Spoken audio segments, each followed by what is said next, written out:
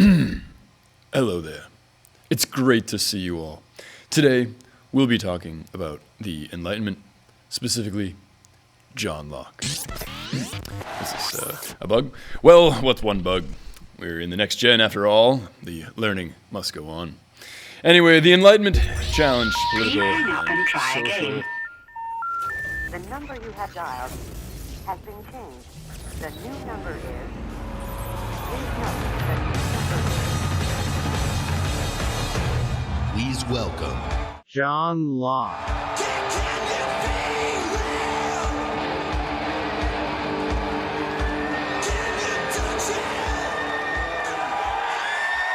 How's it going? Hello, Los Angeles. E3. Yeah. While playing Cyberpunk 2077, regardless of the storyline path you've chosen, you may have noticed the heavy emphasis that the game puts on its love for philosophy. Yes, the game might do so to think it's edgy and appeal to the broader discussions that the tabletop version brings to the table, but it's not the first game to explore philosophical questions through story and gameplay.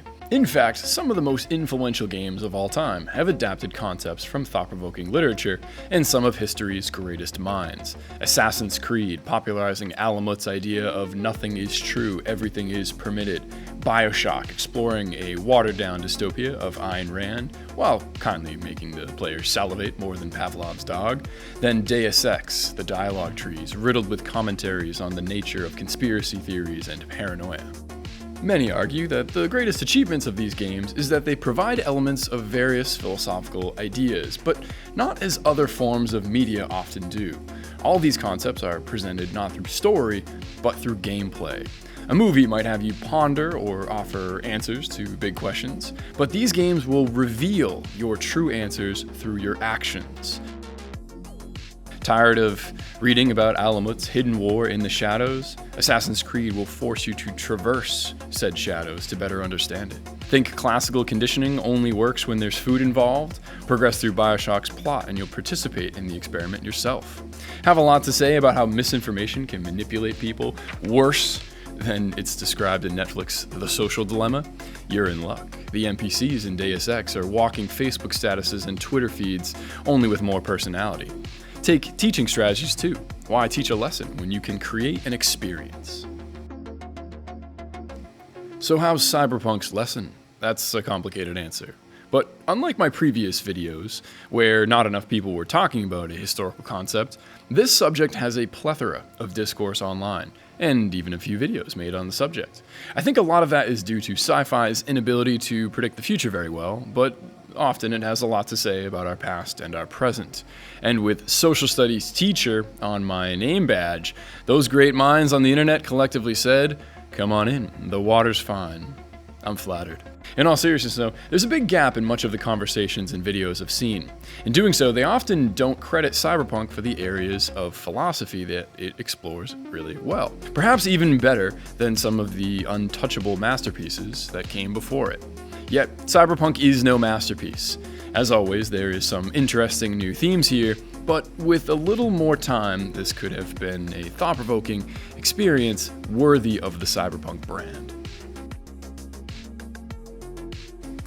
Let's start with one of the strongest themes Cyberpunk has: identity. This has been talked about quite a bit, to no surprise, but I think many are wrong when they focus only on the areas that the story does this theme justice. It's everywhere, in the NPCs, in the ads, in the subtleties that create the game's dystopia. We'll begin with story though. The story challenges players to question what it means to be an individual and what makes us us through its characters and its plot. The characters are wonderfully different from one another, and their motivations are not just to make them seem deep, but to forward the idea of diversity and freedom of expression. The plot's use of this theme is a bit more on the nose. V and Johnny are forced to share a body and mind together, and, well, thus they share an identity.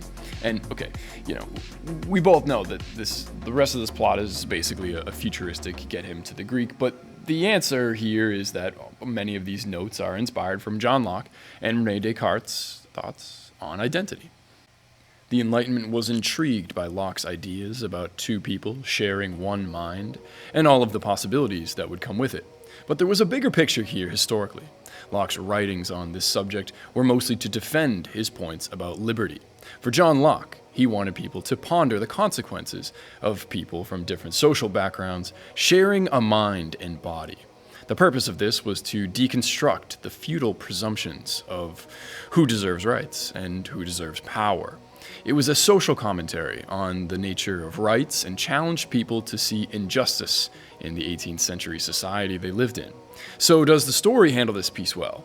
Another resounding yes, as a matter of fact. Mostly because Johnny and V represent great characters from different backgrounds who both slowly realize their worlds aren't so different, or that taking on injustice is something that they both benefit from. Regardless of which story branch the player started on, you'll find everyone around you has a pretty good reason to join the resistance. Where Cyberpunk shines brightest in this category is in its world design. The areas of the game have a lot more to say about social contracts than the story, and it's where Locke's ideas come to life. In his essay Of Identity and Diversity, Locke spoke to personal identity in the form of two people. Well, actually the same person, just one is an older version and one is a younger version. The idea is quite simple. They are the same person because the younger version has all of the capabilities of becoming the older version, and the older version has all of the memories. Where this fits into the open world design is in its diversity and its ever-changing NPCs. They all live through these ideas. Just look around you. If Locke's essay was a challenge for society to see that business you and casual you needed to be treated equally because they were still the same person, then Cyberpunk's NPCs are a celebration of this diversity. Regardless of the color of their hair, their gender, or their robotic limbs, the NPCs are capable of being V. In many ways, V also changes to become more like many of the other characters in the game, even at one point sharing consciousness in an intimate way. Cyberpunk is trying to say that being yourself is, sexy? Okay, let's back up. Night City is trying to say that according to Locke, we all deserve liberty, and thus can be as diverse as possible, and that we are capable and thus deserve to play a role, have power, and have rights. So the story does a decent job of pushing Locke's theories. It's not as good as, say, 2017's Prey, but the story is just the beginning. Exploring the world and understanding its characters, nameless or otherwise, allows players to traverse Locke's ideal society, and all of the positives and negatives that come with it.